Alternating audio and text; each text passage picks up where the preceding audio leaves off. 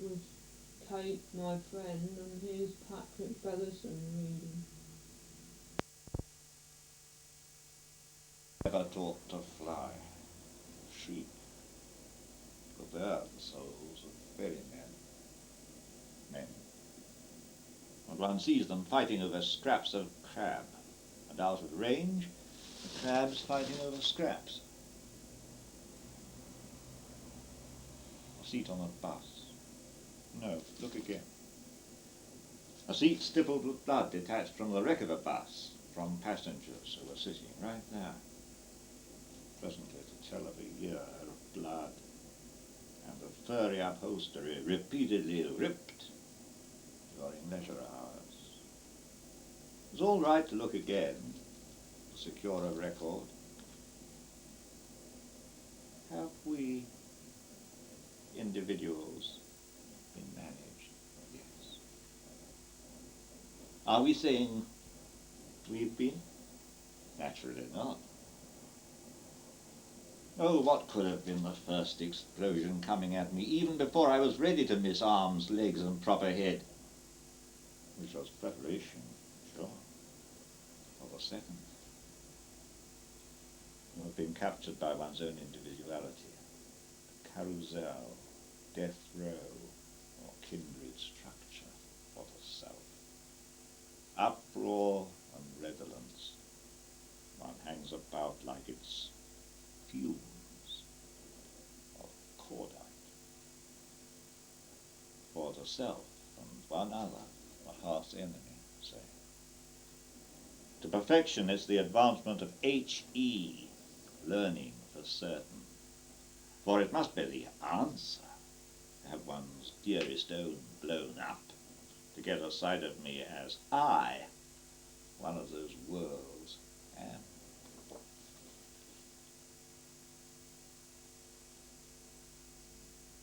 What did the doctor say? That I was well. So well that I might almost reproduce.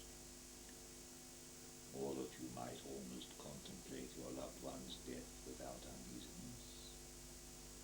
Without uneasiness, then to reproduce. London harshens even its parks and gardens. Where blessing or conception began indeed, and where knells and peals are made to sound historic, or where fairground sights will bring me up against space and its every invasion.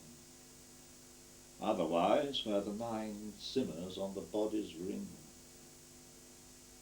The place was gentler when it had bomb sights there.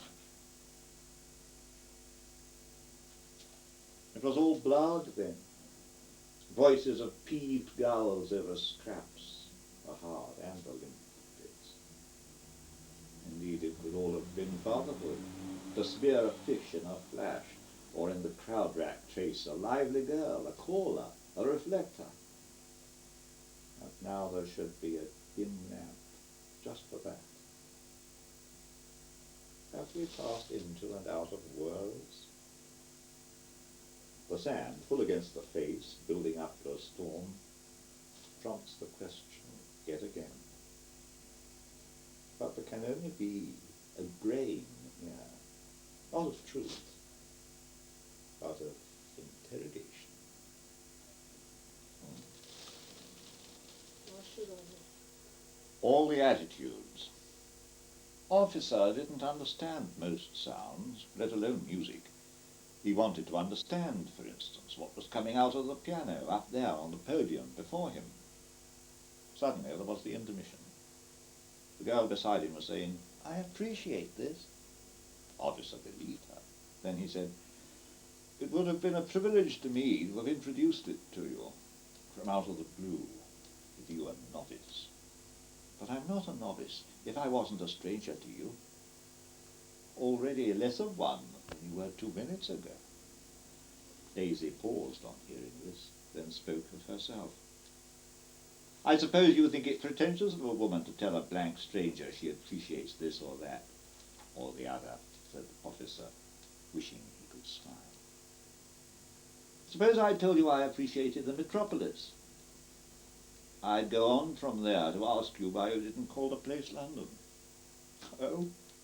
She looked hard at the officer. If I hadn't been a stranger to you, I was about to say just now, I'd conveniently remember some old mutually and thoroughly understood joke between us and repeat it. They're going to play more.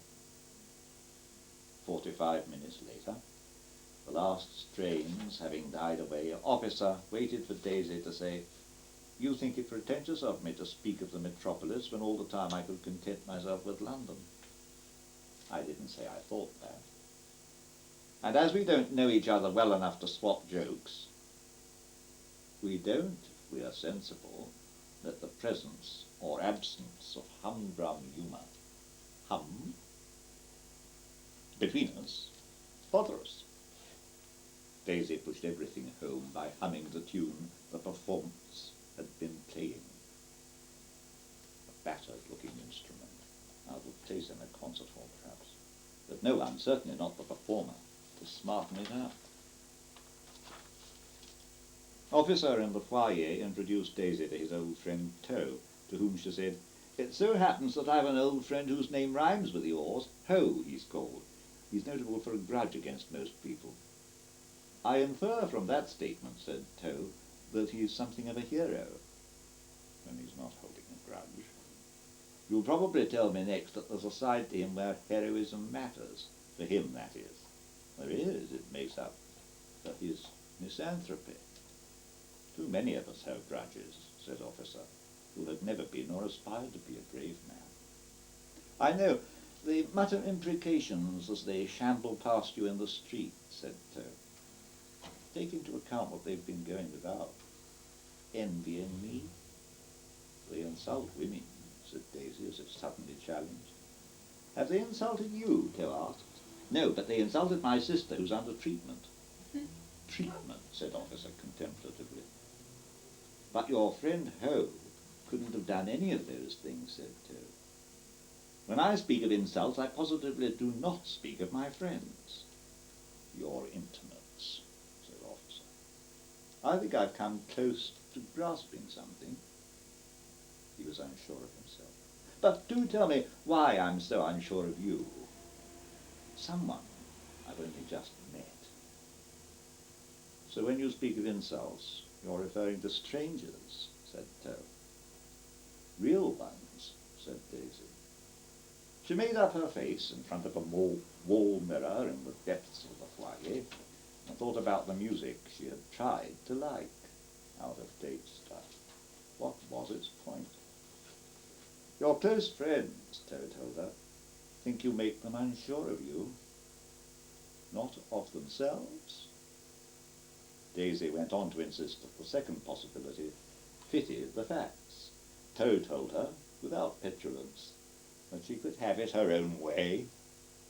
As for Officer, he wanted to strike an attitude, through the use of some word, perhaps.